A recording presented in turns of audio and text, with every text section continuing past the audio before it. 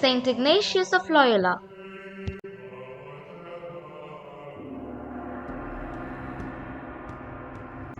The early life of Saint Ignatius of Loyola was born in 1491 in Azpeitia in the Basque province of Guipuzcoa in northern Spain.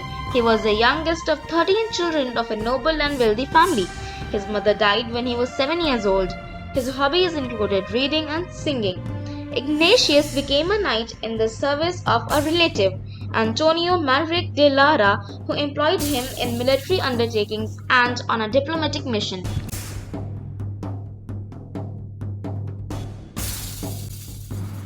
While defending the citadel of Pamplona against the French, Ignatius was hit by a cannonball on May 20, 1521, sustaining a bad fracture of his right leg and a damage to his left. His conditions grew worse by time. He was recovered but had to walk with a limp his whole life.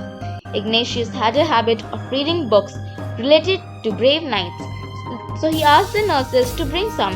Luckily, they only had books related to Jesus Christ. During the procedures, he read the books related to the life of Christ and the tales of the saints.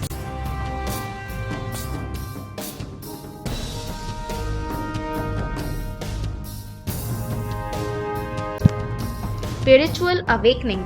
Reading those books had changed his life.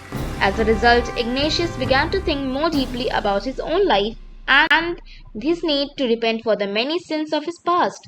Once he fully recovered from the injury, Ignatius set out to the Holy Land on a pilgrimage to atone for those sins. He wanted to become a saint like the many he has read about in those books. First, he went to the statue of Virgin Mary to give up his sword and the armor he used in the battlefield.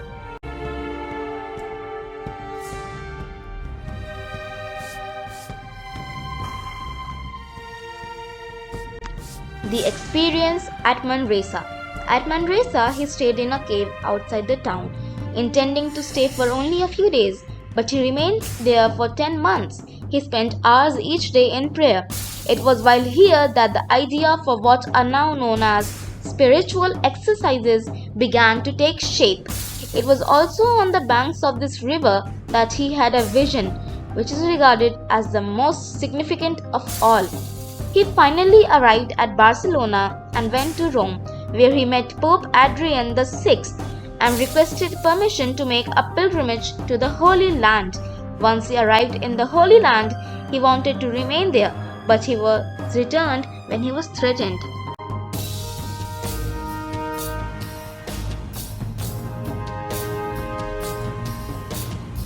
Back to school.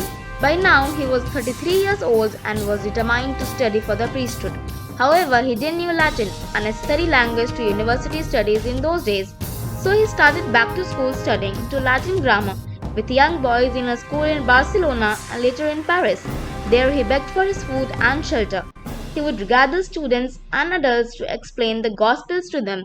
He was often put up inside jails for doing so. Later he made companions like Peter Faber and James Lanings. They worked in hospitals.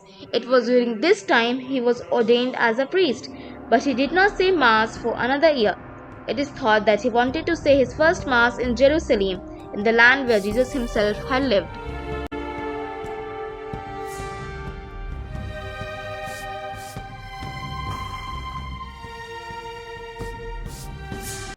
Founding of the Jesuit order. Ignatius asked all of his companions to come to Rome to discuss their future. After many weeks of prayer and discussion, they decided to form a community with the Pope's approval. It was called the Society of Jesus, in Spanish, Societas Jesu. Ignatius was elected as its head. At the Church of St. Paul, outside the walls, the friends pronounced their vows in the newly formed order.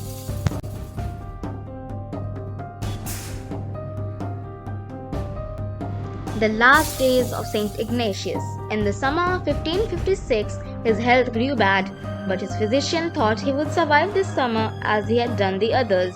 Ignatius, however, thought that the end was near. He asked Polanco, his servant, to get the blessings of Pope, but Polanco insisted to go in the morning. Ignatius died during the night, murmuring the words, "O God, O God." We celebrate the feast of Saint Ignatius on the day he died, July 31st.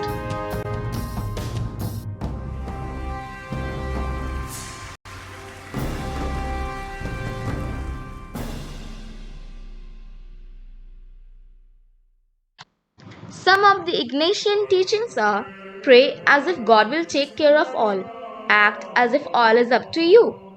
The goal of our life is to live with God forever. God, who loves us, gave us life.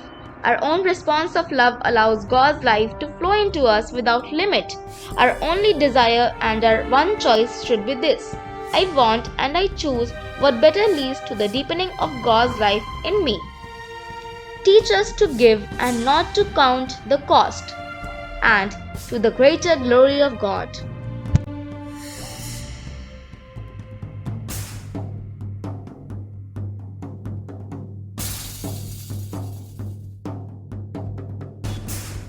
Thank you.